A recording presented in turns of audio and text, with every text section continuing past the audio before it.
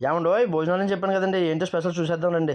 పూరి, చింతపండు పులిహారి, fried rice, దానికి combination ఉల్లి చట్నీ, జీడిపప్పు పన్నీరు, పునుకుల కర్రీ, దానికి పక్కనే ఆనుకొని మన పప్పు మామిడికాయ, దానికి కొబ్బరి చట్నీ.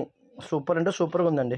జనాలు అందరూ కూడా మంచి సపోర్ట్ చేస్తూ మంచి హడావిడిగా మనతో అందరూ కూడా బాగా చేశారండి. చిన్న పెద్ద పాప పెద్ద అందరూ కూడా వచ్చారండి. అందరూ కూడా మంచి సపోర్ట్ చేశారు, బాగా ఎంకరేజ్ చేశారు, చూశారు కదా. అలాగే దాని తగ్గట్టండి పక్కనున్న వాతావరణానికి పక్కనున్న గోదావరి నది పక్కన మంచి భోజనాలు చేస్తూ చూశారు కదా. మంచి ప్లేట్ నిండుగా ఆనేసింది, శుభ్రంగా తినేసాము. దాని తర్వాత చూడడానికి అంటే స్కూల్ పిల్లలు కూడా వచ్చేసారు భోజనానికి.